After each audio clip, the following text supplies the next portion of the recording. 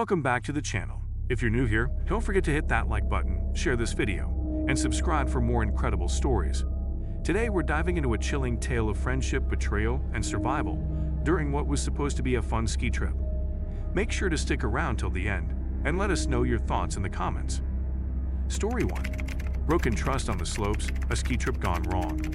For over a decade, it was a tradition. Every year, Lance, Stu, and I would escape the city's hustle to embrace the serene slopes during our annual ski trip. This trip, coinciding with St. Patrick's Day, has been our ritual since high school, a symbol of our enduring friendship. However, our last trip took a dark turn that none of us could have predicted. Stu was in a tough spot in life. He had recently lost his job, and his relationship was hanging by a thread. His girlfriend, Laura, had grown distant, sparking fears that she might be cheating. Seeing our friend in such distress, Lance and I pledged to make this trip a revitalizing escape for him. We took care of all the planning, ensuring Stu could just relax and enjoy the snow.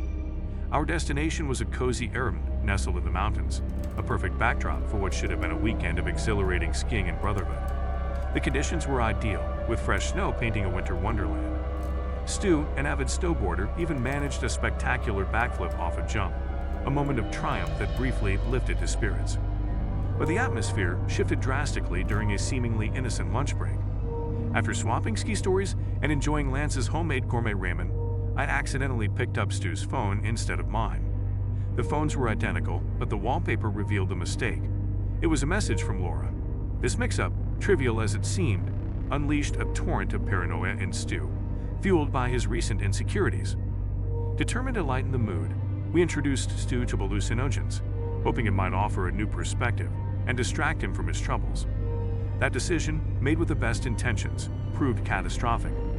As the drugs took hold, Stu's paranoia escalated into a terrifying delusion. He mistook a simple text from Laura as a betrayal too profound to bear. The night spiraled out of control. In his altered state, Stu confronted me, accusing me of conspiring with Laura. His anger, amplified by hallucinations, turned deadly when he seized a kitchen knife, thinking he was defending his honor. In a horrifying moment of confusion, Lance intervened and was fatally stabbed. Story 2. Valentine's Day Deceit, the cliffside surprise. I've always known that Tony, my boyfriend, was terrible at giving gifts. His choices ranged from a weight loss cookbook to a toaster oven, gifts that missed the mark by miles. Despite this, his excitement about the special surprise he had planned for this Valentine's Day piqued my curiosity. Could Tony finally get it right this time? The evening started wonderfully, with a dinner at a posh French restaurant, which, honestly, would have been enough to make me happy. However, the real surprise was still to come. After dinner, Tony blindfolded me and drove us to a remote location. The thrill of mystery filled the car until we stopped, and he guided me, still blindfolded, through what felt like a rugged path. Tony led me to a cliff's edge, and before I could process what was happening, he pushed me. I fell through the air, crashing through branches until I hit the ground hard, breaking my leg and ribs in the process. The pain was excrucial, but nothing compared to the shock of hearing Tony's voice from above, saying, "Sorry, babe, but I think we should see other people," before he drove off, leaving me alone and injured. It took every ounce of strength and determination, but I managed to tie my shirt around my leg and use a stick as a cane to find help. After what seemed like an eternity, I stumbled upon an old trailer in the woods, where an eccentric man lived. Despite the bizarre and frightening situation, this stranger took me in, treated my injuries, and eventually saved me from more than just my physical wounds. Story 3. The Sinister Screening, a haunting movie night. Lucy and I always shared a love for romantic comedies, which is why it was so strange when a horror film titled The Watcher Returns appeared in our Netflix queue. Neither of us had any interest in horror movies, yet there it was, half-watched and waiting. Concerned, I suggested we change our password, thinking someone else might have accessed our account. That night, I changed our password, but the true horror began when I awoke to the sound of screaming from the living room. Rushing out, I found the TV on, playing The Watcher Returns. The film was grainy, almost like a homemade horror flick from the 90s, featuring a hooded man committing gruesome acts. Even more terrifying, the TV seemed to have turned on by itself, and Lucy was nowhere to be seen.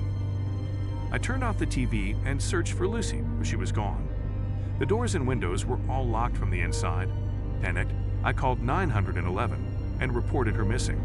The police arrived, but without any leads, they were as perplexed as I was. In desperation, I canceled our Netflix subscription and threw out the TV, hoping to end whatever curse had entered our home through that sinister film. A week later, the worst was confirmed. Lucy's body was discovered in a nearby river, and I was left with an unshakable feeling of dread and countless unanswered questions. Story 4. Escape to danger. The motel of misunderstandings. Fleeing an abusive relationship, I checked into a remote motel, hoping to evade my ex-husband, Grady. The motel was shabby and secluded, offering the anonymity I desperately needed. That night, after a tense shower, I was startled by aggressive knocking at my door. Through the peephole, I saw a menacing man with tattoos, the same one I had noticed earlier. Terrified, I called the front desk for help, but before they could respond, a gunshot echoed outside.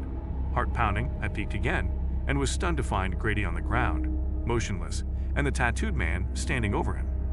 It turned out this stranger was not the threat I feared but my unexpected protector, having intervened just in time to save me from Grady's wrath. That wraps up today's heart-wrenching story. What would you have done in such a high-tension situation? Could this tragedy have been prevented? Let us know your thoughts in the comments below. Don't forget to like, share, and subscribe for more content like this. Thanks for watching, and see you in the next video.